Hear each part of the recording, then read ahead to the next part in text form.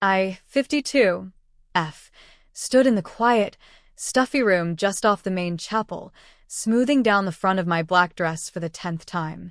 The fabric felt foreign and stiff against my skin, a costume for a role I never wanted to play. My sister, Clara, was gone.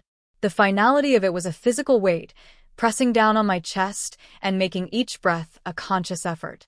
Through the polished oak door, I could hear the low murmur of voices as people found their seats. Friends, family, people whose lives Clara had touched in her vibrant, generous way. And in a few minutes, I was expected to stand before them and somehow put all of that vibrancy, all of that life, into a few neat paragraphs. It felt impossible.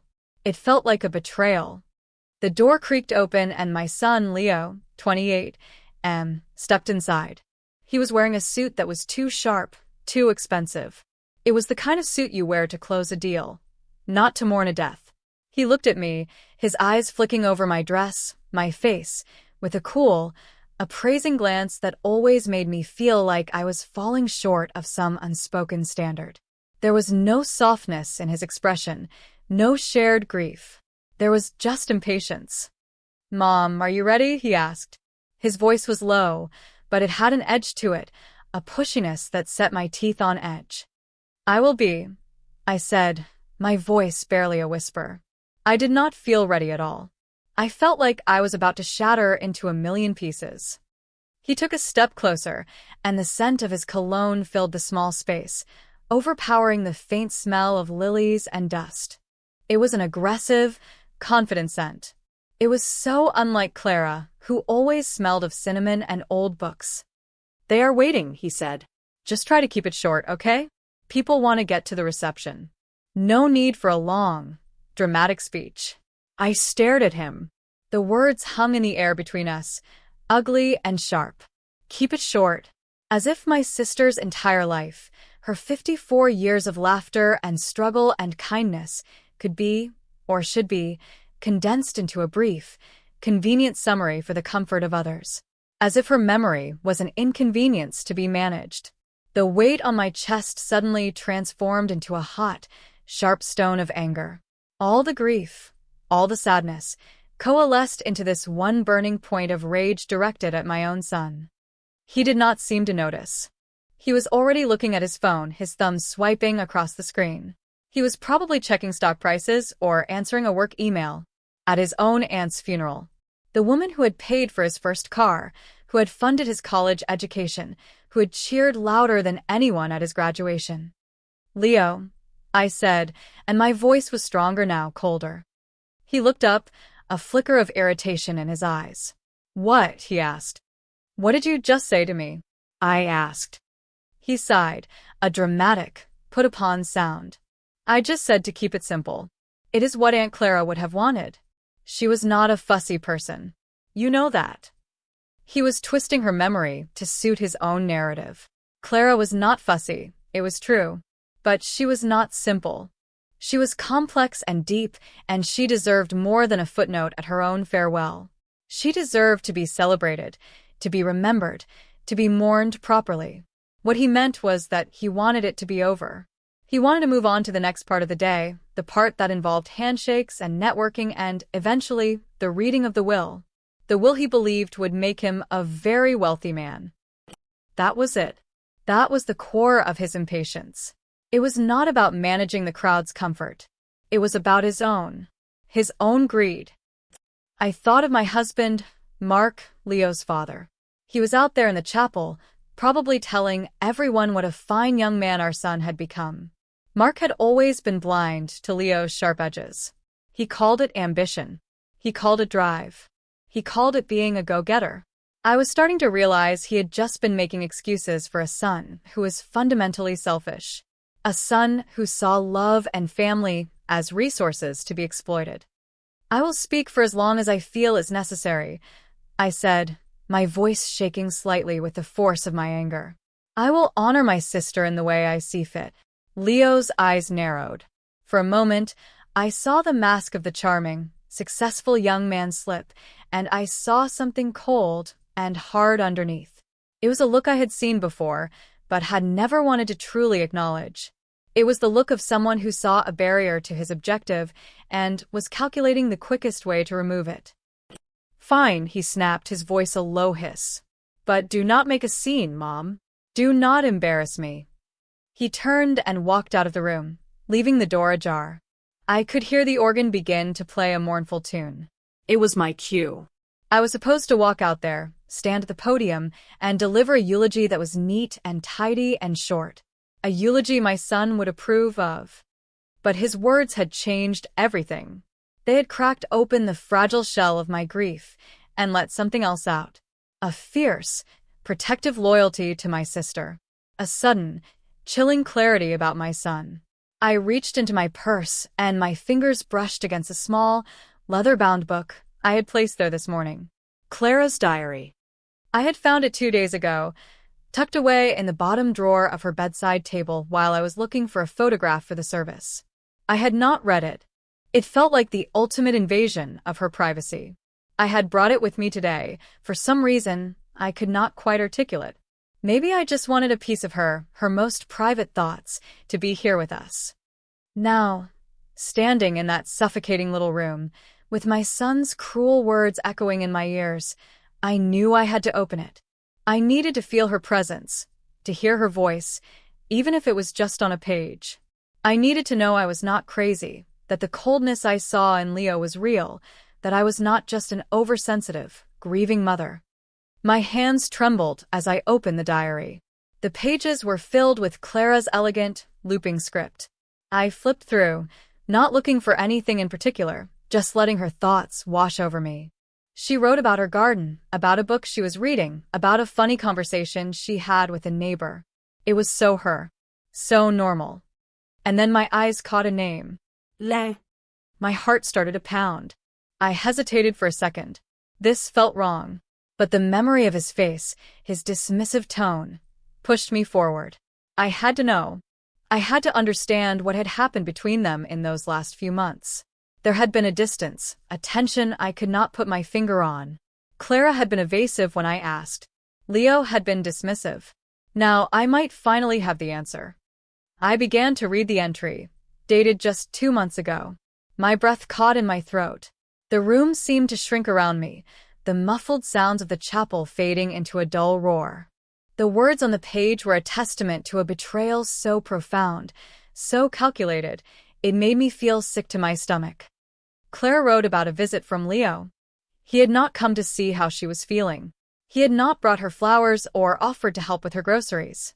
He had come with a business proposal, a once-in-a-lifetime investment opportunity that required a significant capital injection. He had a slick presentation prepared on his tablet, full of charts and projections that she knew, with her years of business experience, were pure fantasy. She had listened patiently, even though she felt a growing sense of dread. She had always been generous with Leo, perhaps too generous. She had hoped her support would nurture his ambition, but she was beginning to see it had only fed his entitlement. When she gently questioned his numbers, he became defensive. When she told him she would need to think about it, he became angry. "It is my money, Leo," she had written. "I worked my entire life for it." And then came the part that made my blood run cold. Leo's response, as Clara had recorded it, was chilling. "It is basically my money anyway," he had told her. "Everyone knows you're going to leave it all to me. You're just holding on to it now. This is just a way of giving me an advance. An advance on what is already mine." My hand flew to my mouth. I could hear his voice saying those words. The arrogance. The absolute, breathtaking greed. He had not seen her as his aunt, as a person. He had seen her as a walking bank account, a temporary obstacle to his inheritance. The diary entry continued. Clara described how she had told him to leave her house. He had argued, his voice getting louder, his tone turning nasty. He had accused her of being selfish. He had told her she owed him. For all the years he had been the son she never had, the cruelty of that statement was a physical blow. He had used her childlessness, her deepest sorrow, as a weapon against her. I had to sit down. My legs felt weak. I sank into the small, uncomfortable chair in the corner of the room. I kept reading, my eyes flying across the page. The final paragraph was the one that sealed Leo's fate.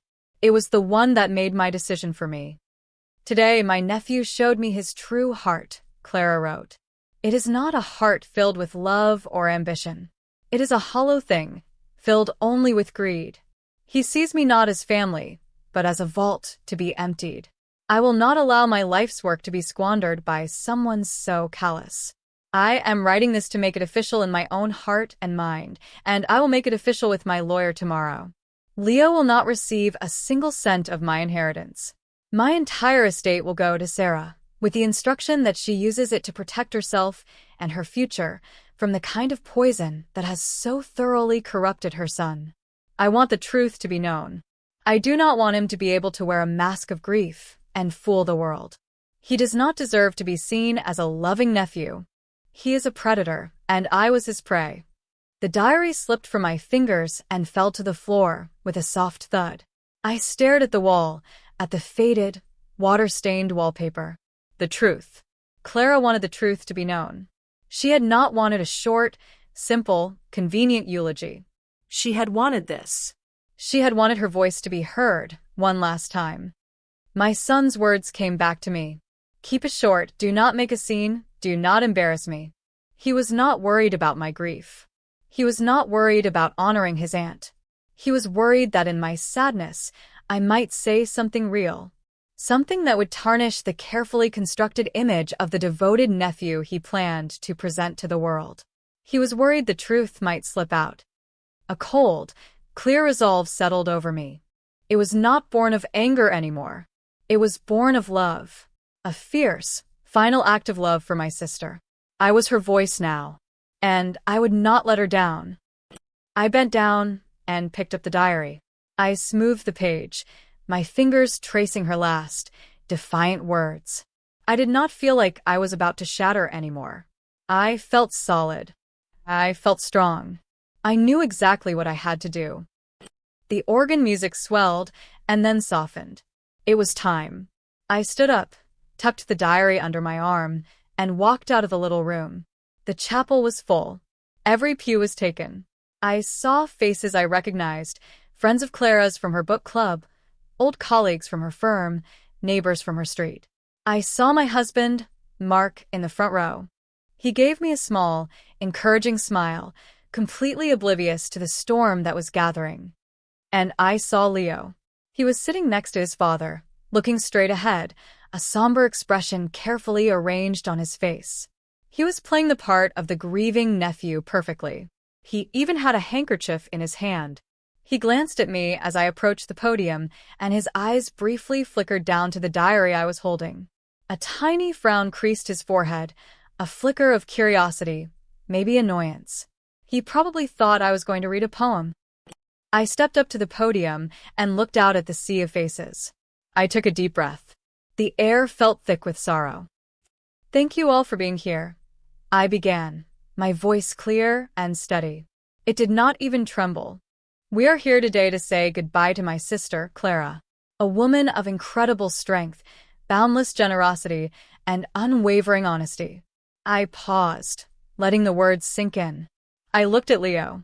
He was staring at me, his expression unreadable now. Clara valued truth above all else, I continued.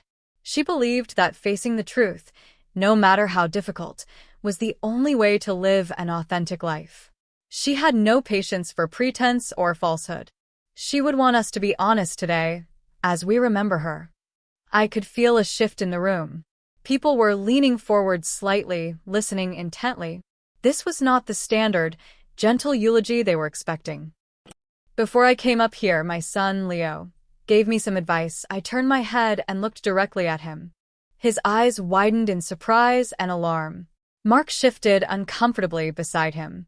He asked me to keep it short. He was concerned that a long speech might be an inconvenience. A few scattered gasps rippled through the chapel. I saw Aunt Carol, my mother's sister, turn and stare at Leo with a look of pure shock. Leo's face was draining of color. He looked like a cornered animal. And I thought about that, I said, turning my attention back to the crowd. I thought about what Clara would want. Would she want a brief, tidy summary of her life? Or would she want the truth? I believe she would want the truth. I opened the diary on the podium. The page was open to the entry I had read. The words seemed to lift off the page, glowing with a righteous fire. So, I have decided to honor both my son's request and my sister's spirit, I said, my voice ringing with a newfound power. I will keep my own words short, and I will let my sister speak for herself in her own words. These are from her diary, written on the 10th of August, just 2 months before she left us. And then, in the dead silence of the chapel, with every eye in the room fixed on me, I began to read. I did not just read the words. I gave them the voice they deserved. I let the pain and betrayal in Clara's writing fill my own voice. I started with Leo's arrival, the slick business proposal, the entitled demand for an advance on his inheritance. With every sentence, I could feel the atmosphere in the room growing colder, heavier. People were turning to look at Leo, their expressions shifting from sympathy to confusion, and then to dawning horror. Leo was on his feet before I was even halfway through. "Stop," he hissed, his voice cracking. "Stop it right now." Mark grabbed his arm, trying to pull him back down. "Leo, sit down," he whispered frantically. "What are you doing?" But I did not stop. I raised my voice, speaking over his protests, my words clear and sharp, cutting through the tension.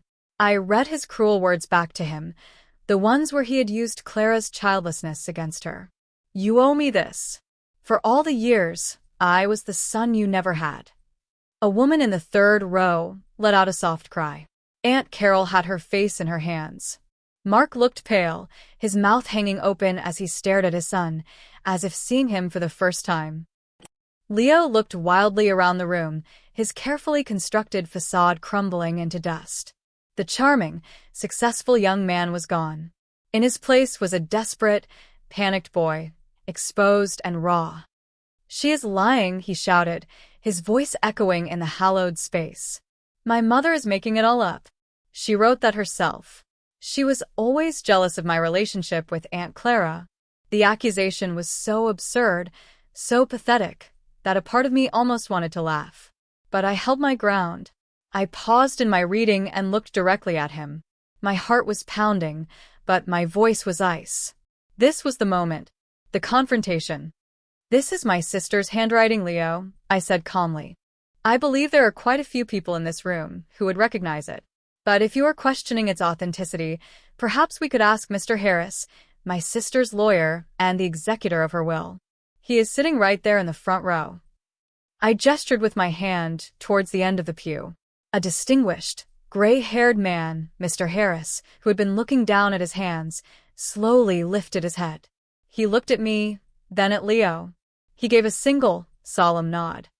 That small movement was a cannon blast in the silent room. It was the confirmation. It was the end. Leo's face crumpled. The last of his bluster evaporated, leaving behind a stark, ugly fear. He turned to his father, his last line of defense. "Dad," he pleaded, his voice now a desperate whine. "Dad, do something. Tell her to stop." Mark looked from his son's panicked face to my resolute one. He was trapped. He looked utterly lost. "Sarah," he stammered, his voice weak and full of a bewildered pain. "What have you done?" I looked at my husband, the man who had enabled this monster we had raised, and I felt a sudden, vast distance between us. He still did not get it. He was worried about the scene, about the social fallout. He was not worried about the truth. He was not worried about the sister-in-law he had professed to love. He was not worried about the rot at the core of his own son. My voice was steady. My gaze did not waver. "I am doing what Clara wanted," I said, and the words felt like the truest thing I had ever spoken. "I am telling the truth." I then turned back to the diary on the podium. I had one paragraph left to read, the most important one. I took a deep breath, and in a voice that was both sad and triumphant, I read Clara's final declaration. "Leo will not receive a single cent of my inheritance. My entire estate will go to Sarah, with the instruction that she uses it to protect herself and her future from the kind of poison that has so thoroughly corrupted her son. I want the truth to be known." I closed the book. The silence that followed was absolute.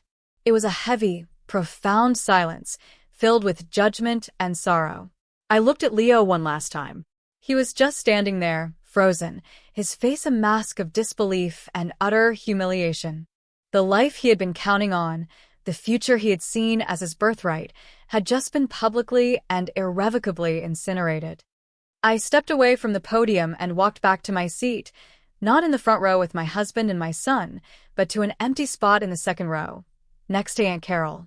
She reached out and took my hand, her grip tight and warm. She did not say anything. She did not have to.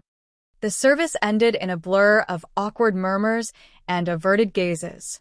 No one knew what to say. The planned reception felt like a grotesque joke. Most people just filed out quietly, patting my shoulder as they passed, their eyes full of a new kind of sympathy. It was not just for my loss of Clara anymore. It was for the loss of my son, too. The fallout began almost immediately.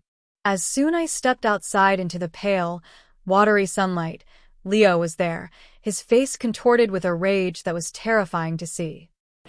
"How could you?" he spat, his voice low and venomous. He grabbed my arm, his fingers digging into my skin. "You have ruined me. You have ruined everything." I pulled my arm away from him, my own anger flaring up to meet his. "You ruined yourself, Leo," I said, my voice as cold as steel. "You did this with your own greed. You did this when you stood in your dying aunt's living room and told her that her money was already yours." "That is a lie," he insisted, but his eyes darted around, checking to see who was listening. The performance was over, but the instinct to manage his image remained. "She misunderstood me." "You twisted her words." "Did I?" I asked. "Or did Mr. Harris have a notarized copy of that statement from Clara? Because he told me he does. He told me she came to his office the very next day, a woman on a mission. She wanted to make sure there were no loopholes, no way for you to contest it. She wanted to make sure her truth was legally binding." The color drained from his face again. He knew he was beaten. The lawyer's confirmation was the final nail in the coffin of his lies. His anger collapsed, replaced by a desperate, pleading tone that was almost more repulsive. "Mom, please," he said, his voice dropping to a wheedle. "We can fix this. You can tell them you were emotional, that you were not thinking clearly. You can share the inheritance. It is what she would have wanted. For us to be a family." The audacity of it left me speechless for a moment. After everything, after the public humiliation and the exposure of his true character, he still thought he could manipulate me. He still thought he could appeal to a sense of family that he himself had so thoroughly desecrated. I looked at him, at this stranger wearing my son's face. "No, Leo," I said, and the finality in my voice was absolute. "That is the last thing she would have wanted. The money is not the point. It never was. This was about your character. And you have shown everyone exactly what that is. Or rather, what it is not." He stared at me, his mouth opening and closing, but no words came out. He looked like a fish gasping for air. There was nothing left to say. There were no more lies to tell, no more angles to play. "You should go home, Leo," I said, my voice softening just a fraction, not with pity, but with a deep, aching sadness. "There is nothing for you here." He stood there for a long moment, his shoulders slumped in defeat. Then, without another word, he turned and walked away, pushing through the remaining crowd, a pariah in his own family. My conversation with Mark came later that evening, back at our silent, empty house. He had been quiet on the drive home, a tense, brooding presence in the passenger seat. He waited until we were in the living room, the sympathy cards from the funeral sitting in a neat pile on the coffee table, before he finally spoke. "I cannot believe you did that, Sarah," he said, his voice heavy with accusation. He would not look at me. He just stared at the fireplace. "You ambushed him. You humiliated him in front of everyone." "He was trying to steal from my sister," I replied, my voice flat. I was too emotionally exhausted for a real fight. "He was trying to manipulate a sick woman into giving him her fortune. And you knew something was wrong. You knew it, and you did nothing." He finally turned to look at me, his eyes full of a defensive anger. "That is not fair," he said. I did not know the details. He just said they had a disagreement. He said Clara was being sensitive. And you believed him, I said. You always believe him. You have been making excuses for him since he was a child. Every time he was selfish, you called it ambition. Every time he was cruel, you called it being driven. You built this monster, Mark. You polished him and defended him and told him he was entitled to whatever he wanted. Well, today he found out he is not. Tears welled in his eyes. They were tears of frustration, of wounded pride, not of sorrow. He is our son, Sarah, he whispered, as if that explained everything. Is he? I asked, and the question hung in the air between us, a chasm that had been growing for years and had now finally cracked wide open. The boy I raised would never have done what he did. I do not know who that man at the funeral was, but he is not my son. Not anymore. Mark had no answer to that. He just shook his head and walked out of the room, retreating into his own world of denial and disappointment. I knew this was not over. This was a wound that would not heal easily, if ever. Our marriage had been built on a shared love for our son, and now that foundation had crumbled to dust. The next day, I got a call from Aunt Carol. Her voice was warm and full of a sad understanding. "Sarah, my dear," she said, "I just wanted to call and see how you are holding up." "I am surviving," I said. It was the best I could do. "I want to apologize," she continued, and I could hear the genuine regret in her voice. "Clara tried to talk to me a few weeks ago. She was so upset. She said something about being disappointed in Leo, about his values. I did not take it seriously enough. I told her he was just young and ambitious, that he would settle down. I closed my eyes. It was the same excuse Mark had always used. The mantra of the enablers. "It is not your fault, Carol," I said. "We all wanted to see the best in him. But you saw the truth," she said softly. "And you had the courage to speak it. What you did yesterday, it was a difficult thing. A terrible thing. But it was the right thing. You honored your sister. You gave her the last word. She would have been proud of you." Her words were a balm on my raw nerves. To have someone understand, to have someone validate the impossible choice I had made, meant more than she could ever know. We talked for a little while longer about Clara, about our memories of her. It was the first normal conversation I had had in days. It was a small island of peace in a sea of turmoil. A week after the funeral, I went to Clara's house. Mr. Harris had given me the keys. The house was mine now, along with everything in it. It felt strange to let myself in, to walk through the rooms that had always been so full of her presence. The air was still and smelled faintly of her cinnamon potpourri. I spent the day going through her things, not cleaning, just touching them. I ran my hand over the spines of her books. I looked at the photographs on her mantelpiece. I sat in her favorite armchair by the window that looked out onto her beautiful, chaotic garden. I was not thinking about the money. I was not thinking about the inheritance. I was thinking about my sister. I missed her so much it was a physical ache. Late in the afternoon, I found myself back in her bedroom, standing by the bedside table where I had found the diary. I opened the drawer again. It was empty now, except for a single, sealed envelope. My name was written on the front in Clara's familiar script. My hands trembled as I opened it. It was a letter written on the same day as the diary entry. It was for me. "My dearest Sarah," it began. "If you are reading this, it means I am gone, and it probably means you have found my diary.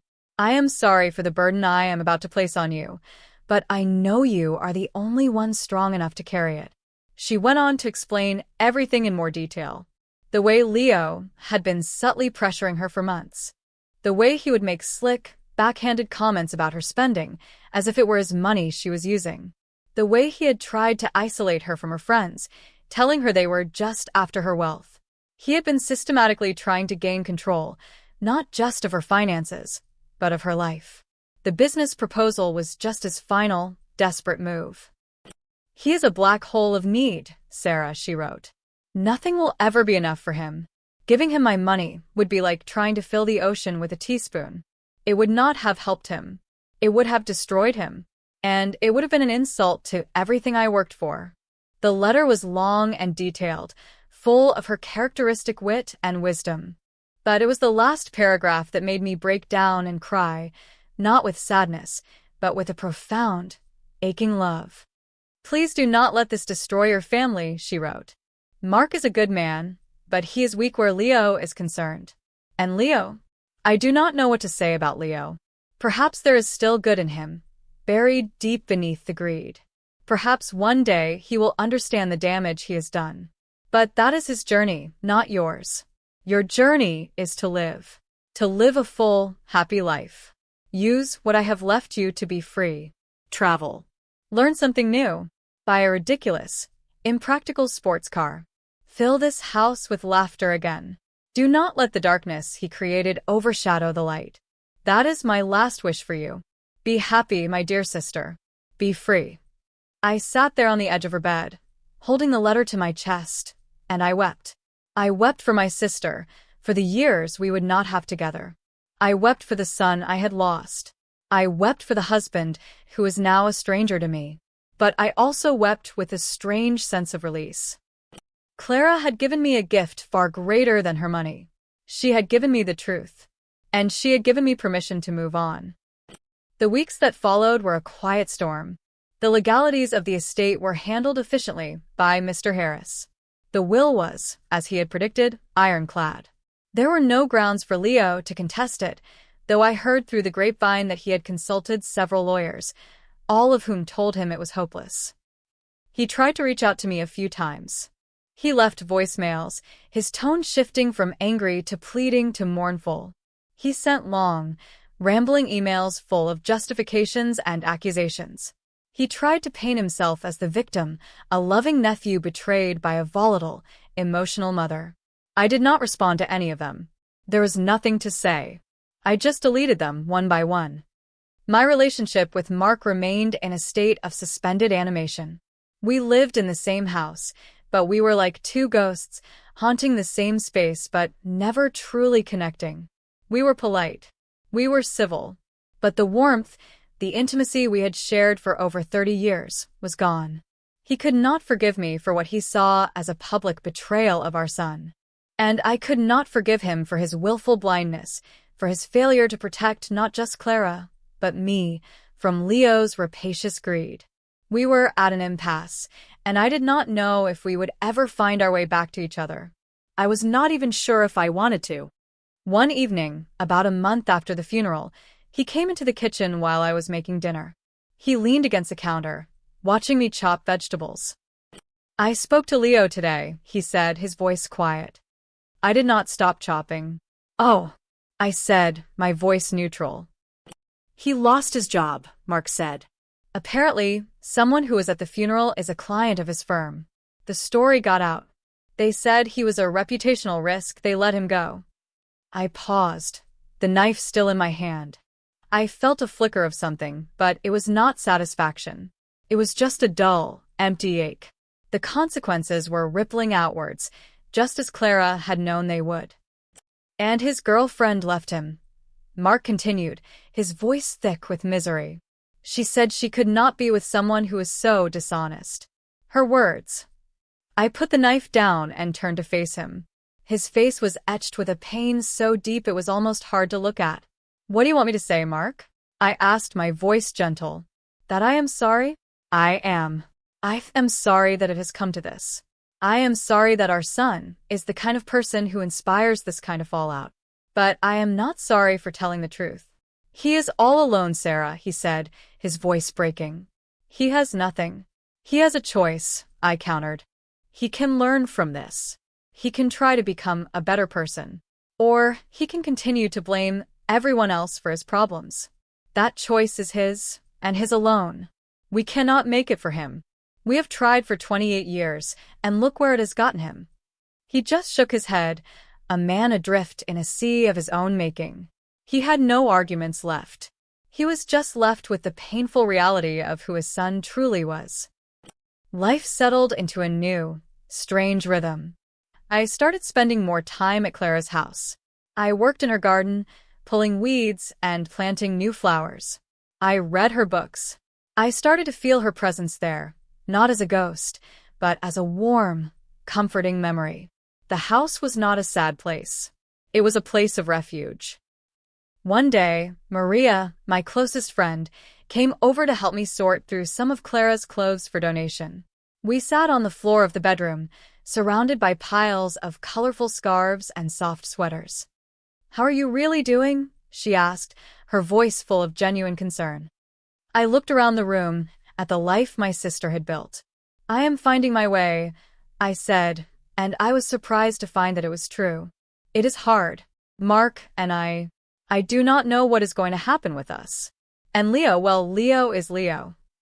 "You did an incredibly brave thing," she said, folding a cashmere sweater with gentle hands.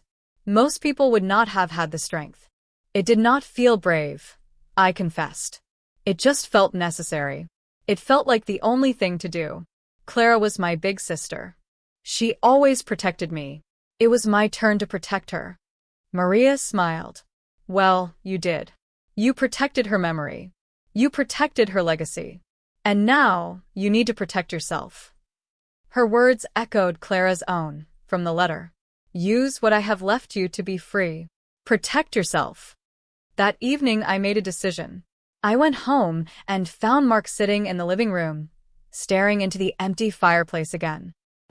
"Mark," I said, and he looked up, surprised by the firmness in my voice.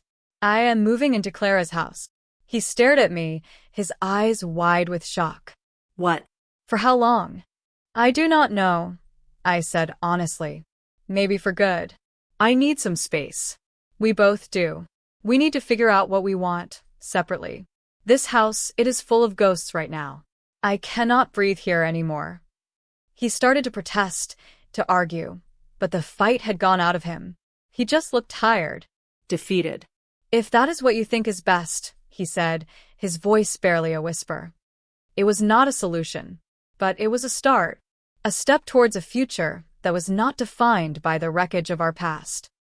The next day, I packed a bag and moved into my sister's house. As I walked through the front door, I felt a sense of peace settle over me for the first time since she had died. It felt like coming home. The months passed. I lived a quiet life. I tended the garden.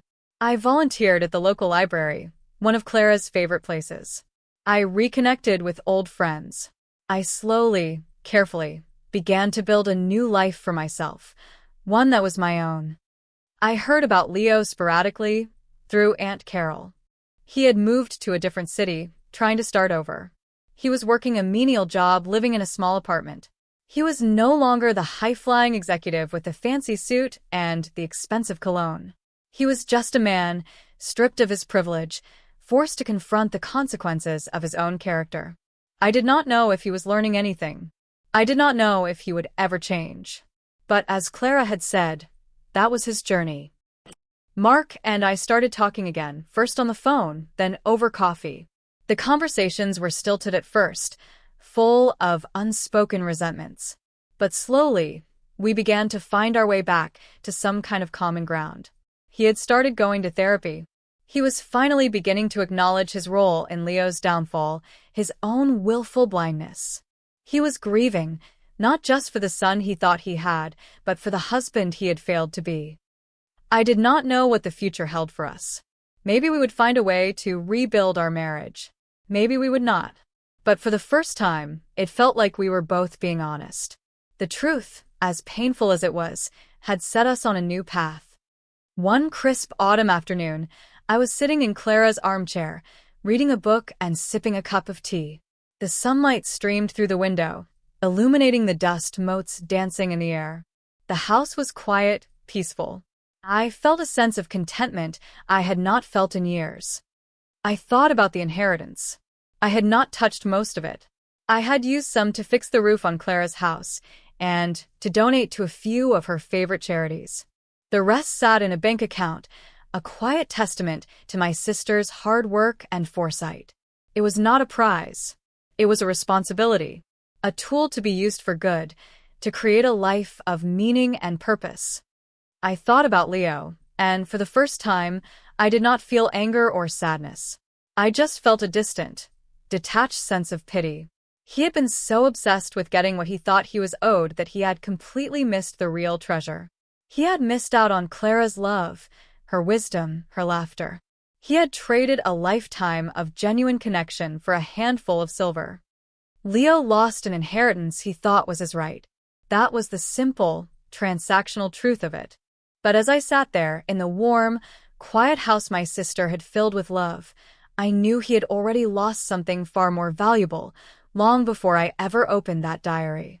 He had lost a place in his aunt's heart.